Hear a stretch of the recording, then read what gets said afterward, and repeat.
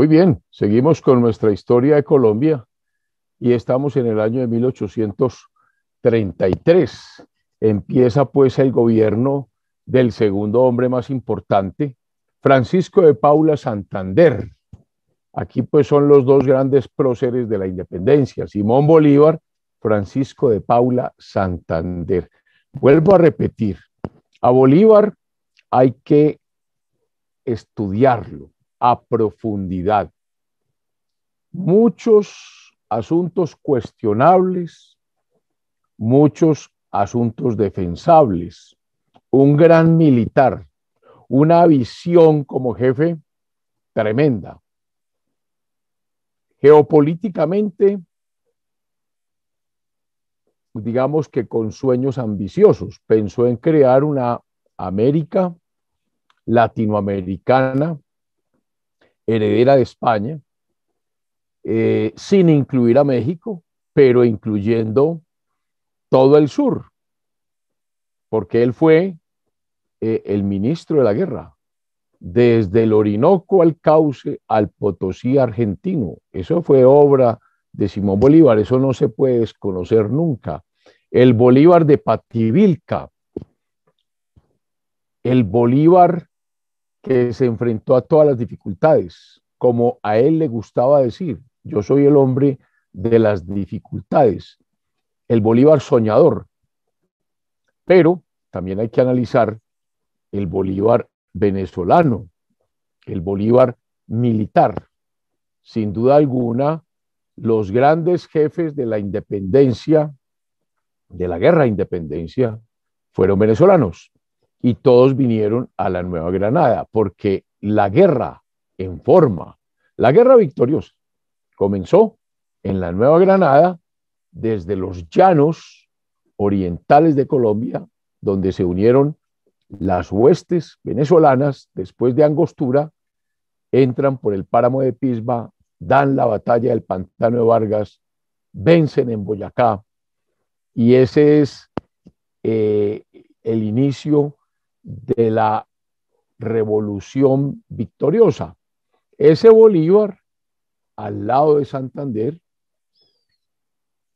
con ya un país independiente, consolidado, como la Nueva Granada, o ya llamado Colombia por el Congreso de Angostura, ve la necesidad de tener un jefe oriental, un jefe para Venezuela, porque ese Bolívar va y libera a su patria, Carabobo, ya en 1822, y ya se está haciendo la Constitución de Cúcuta.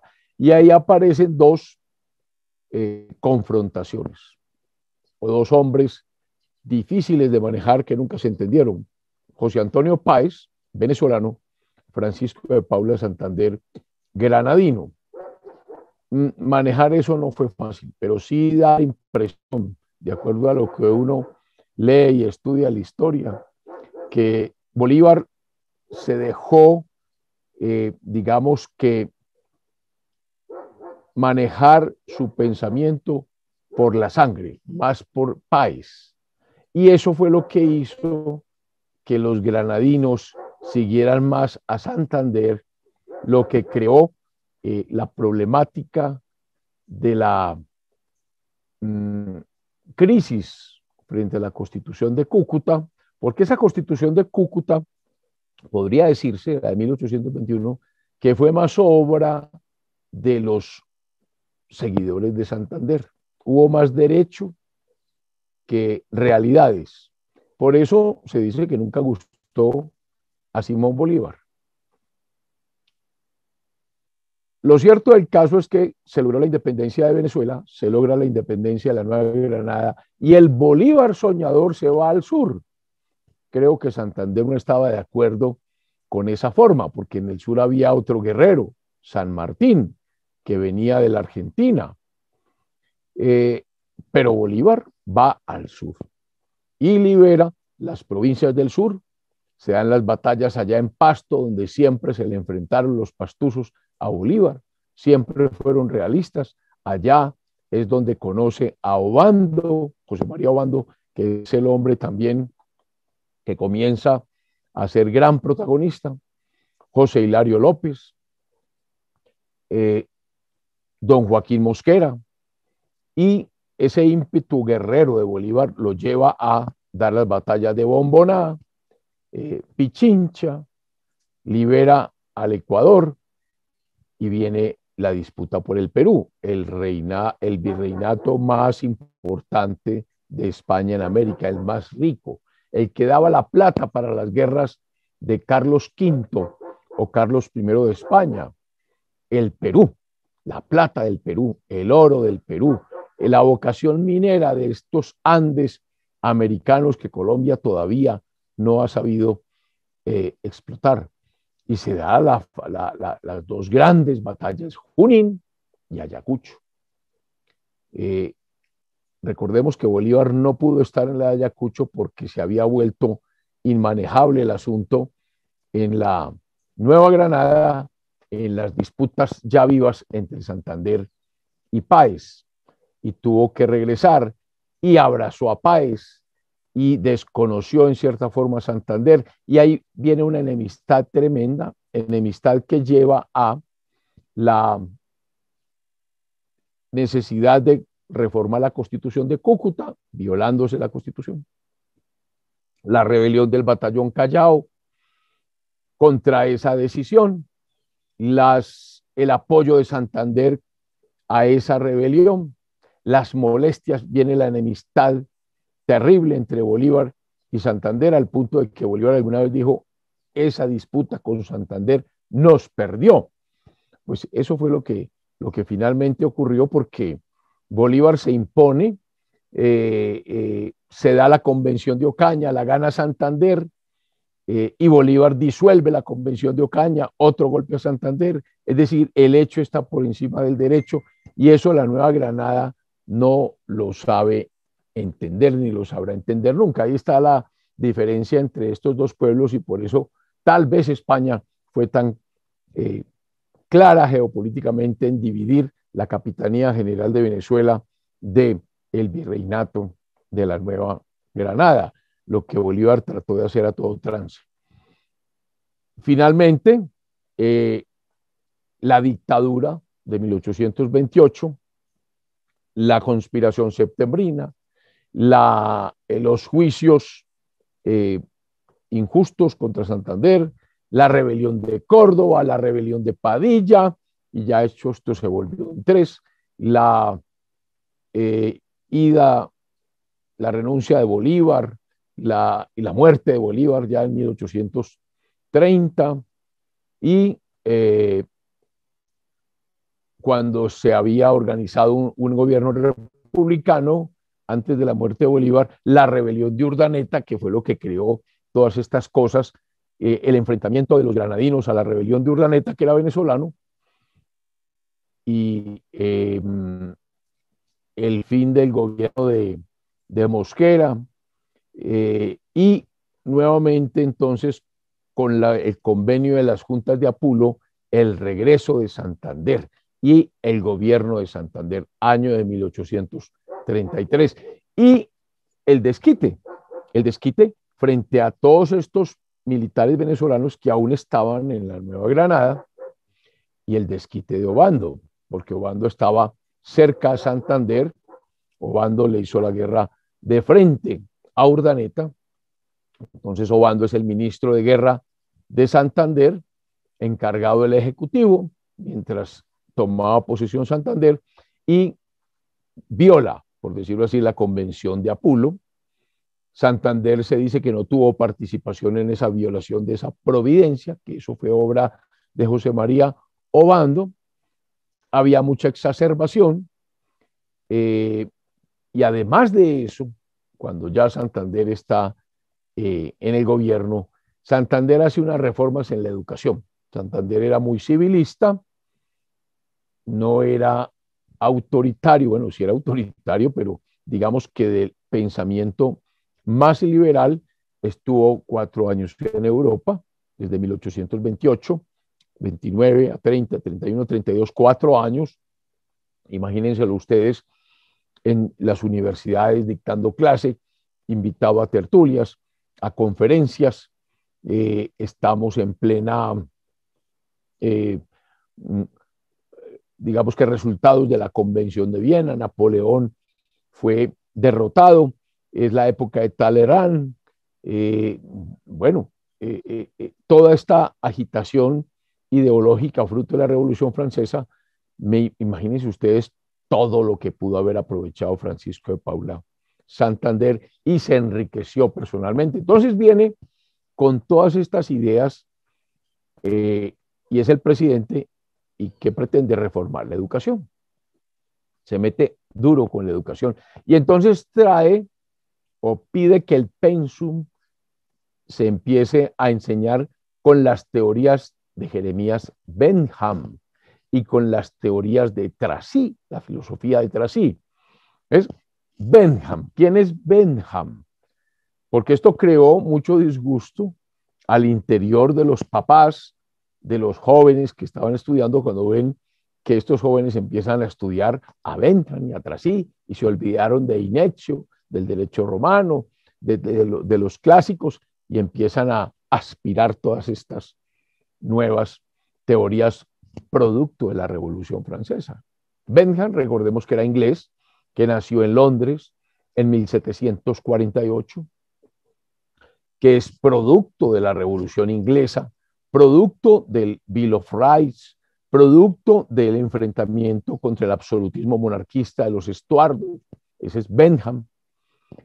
Muere en 1832. Es un gran filósofo, un gran jurista, un gran economista, un gran escritor.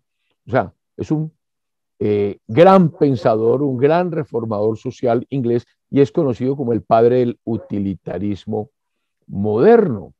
Él decía que la mayor felicidad es darle la felicidad al mayor número posible de personas y que esa era la medida del bien y del mal. O sea, es un gran filósofo del derecho angloamericano. Esas ideas de Bentham influyen mucho en lo que se llamó el asistencialismo que hoy es noticia en Colombia, el Estado prestacional, digamos que es un político radical, pero siempre defendiendo las libertades individuales, las libertades económicas, la separación tan importante entre la iglesia y el Estado, la libertad de expresión, la igualdad de derechos para las mujeres, el derecho al divorcio, que es un tema que existe desde Roma, la despenalización de los actos homosexuales, la abolición de la esclavitud, la abolición de la pena capital, la abolición del castigo físico, y también se dice que es conocido como uno de los primeros defensores del medio ambiente, de los derechos de los animales. Se opuso a la idea de la ley natural, de los derechos naturales, en el sentido de que eran considerados ese derecho natural venido de Dios, dado por Dios en el origen. Llegó a decir que eso era una tontería sobre zancos, o sea que era un gran defensor del derecho positivo. Bentham tuvo unos estudiantes, unos seguidores muy importantes. James Mill, que fue el papá de Joan Stuart Mill, otro gran personaje de Europa, también tuvo como cercano a John Austin, a John Neal, a Robert Owen, fundadores del llamado socialismo utópico, y Bentham se convierte en un ícono en Inglaterra. Por ejemplo, hoy Bentham está exhibido públicamente, el cuerpo de él está en el UCL de Londres, en la University College de Londres, que es de las universidades más importantes de Inglaterra. Ese es Bentham. Pues ese personaje y sus teorías son impulsadas por Santander en el pensum de los colegios y de las universidades. Y el otro personaje que causó tanta impresión es Antoine Louis Claude de Stud, marqués de Tracy, parisino, nacido en 1754, muerto en 1836, aristócrata, político, filósofo francés de la Ilustración, gran partícipe en la Revolución Francesa, acuñó el término de la ideología en 1801. Hizo parte del grupo de los llamados sensualistas, con orientación hacia el pensamiento de Condorcet. Obviamente que su pensamiento entonces entró en conflicto con los partidarios de Bonaparte. Fue preso en la Bastilla, la famosa cárcel francesa destruida durante la Revolución. Gran escritor, escribió Elementos de Ideología de 1801 a 1815 en 4 volúmenes. Se dice que es un antecesor del concepto de superestructura, el concepto de estructuras marxistas. Bueno, este personaje asustó mucho a los padres de familia, molestó mucho y creó molestia pues en el tema de la educación. Ahí tienen pues cómo reciben a Santander en estas lares en 1832 los padres de familia, al traer a Tracy y al traer a Bentham. Bueno, hubo otro suceso que también creó mucha conmoción.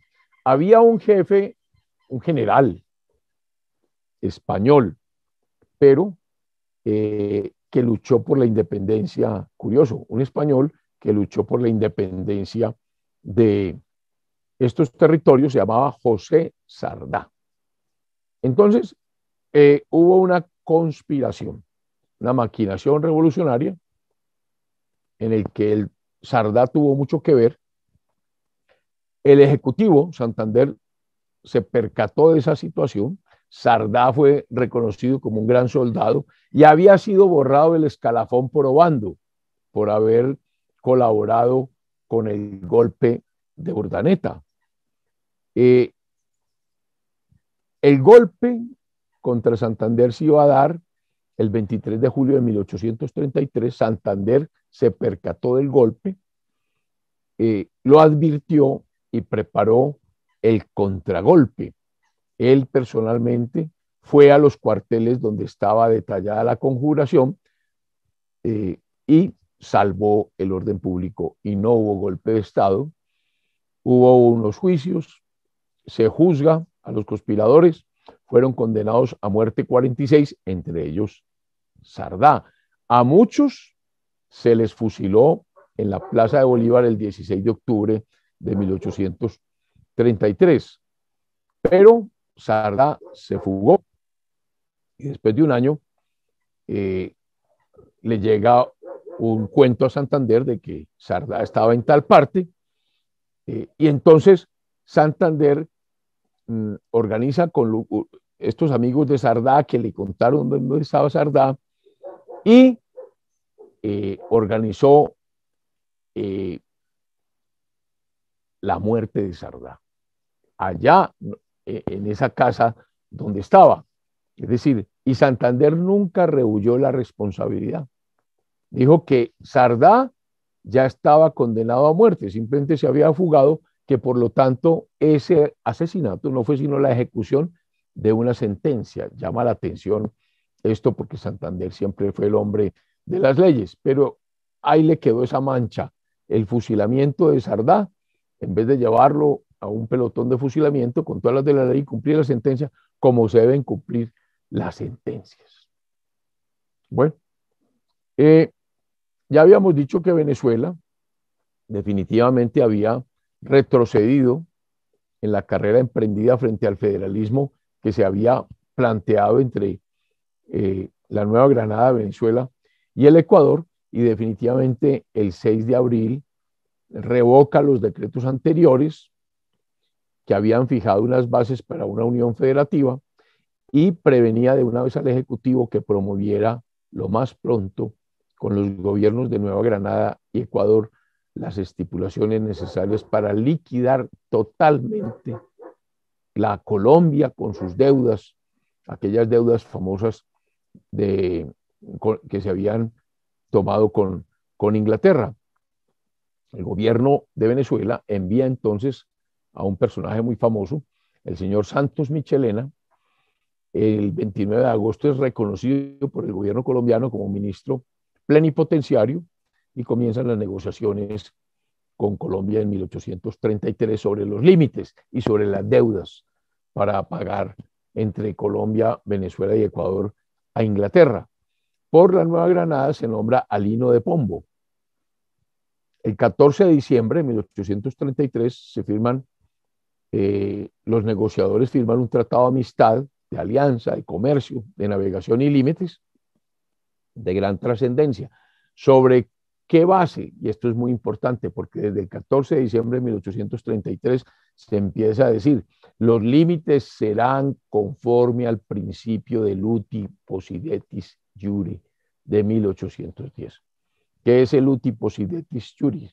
Tal como poseías en 1810, tal como estaban divididas los diferentes virreinatos y provincias en 1810, que fue la época en que se declararon, que se firmaron las actas de independencia de todos estos países. Entonces, atención a ese principio que se reconoce en este primer tratado entre Colombia y Venezuela. Desgraciadamente, recuerden que los tratados tienen unas etapas. Negociación, suscripción del tratado, firma del presidente, pero luego tiene que ir a aprobación de los congresos. Ese tratado va a Venezuela y el Congreso venezolano le niega su aprobación, empeñado en disputarle un pequeño territorio allá en la frontera llamado San Faustino, porque estaba situado sobre la derecha del río Táchira, a corta distancia de la ciudad de Cúcuta, y entonces no lo aceptó el Congreso venezolano. Año de 1834. Venezuela y la Nueva Granada esperaron pacientemente la concurrencia del Ecuador, no llegaron los representantes del Ecuador y por lo tanto la Nueva Granada y Venezuela firmaron el 23 de diciembre de 1833, como habíamos explicado. Y se pactó la siguiente fórmula para repartirse en las deudas con Inglaterra. Lo hicieron básicamente de acuerdo a la población. Le tocó entonces a la Nueva Granada 50 unidades de 100, a Venezuela 28,5 y al Ecuador 21,5. Esa fue más o menos la forma como se dividieron las deudas, es decir, a lo que llamamos hoy Colombia le tocó la mitad de todo y la otra mitad se la repartieron entre Venezuela y el Ecuador. ¿Cómo hicieron eso? Basándose en la población. Esto fue muy cuestionado por los políticos colombianos en el Congreso, porque se debió haber hecho de acuerdo a la riqueza, por ejemplo, y no se hizo sino con base en la población. Año de 1835. Este es el gobierno pues de Francisco de Paula Santander, que va consolidándose la independencia de Colombia o de la Nueva Granada frente a los otros dos estados, se van definiendo los límites. El Ecuador todavía no había esperanza de que diera su adhesión constitucional a esos tratados porque estaba envuelto en una guerra interna, una guerra civil que habían proclamado los liberales del Ecuador contra Juan José Flores y contra Rocafuerte. Rocafuerte era un personaje que había apoyado a Flores en Guayaquil. Recordemos que el Ecuador prácticamente está partido entre los quiteños de la sierra y el Guayaquil de la costa. Esa guerra civil terminó en una terrible carnicería llamada de Miña Rica y provocó una emigración de patriotas ecuatorianos liberales que querían dar garantías y libertad a su patria. Finalmente, Venezuela aprueba el 28 de abril la citada convención de 1835, la convención del 23 de diciembre. El Congreso de Venezuela acordó el acto legislativo en las sesiones La Nueva Granada se tardó un poco más por la molestia que hubo con respecto al reparto y termina finalmente eh, liquidado pues el problema de la Gran Colombia y entramos al año de 1836, que lo dejaremos para, la para el próximo programa, porque ya es la fecha de madurez y fin prácticamente del gobierno de Santander, volviendo a resaltar el aporte de Santander a la educación y el cambio, el cambio. Aquí hay un enfrentamiento ya duro con la iglesia. Recordemos que Santander era masón y esas son las ideas que vinieron, ¿cierto? Las ideas de la Revolución Francesa, las ideas de Tracy, las ideas de Bentham y todas las ideas de la Ilustración.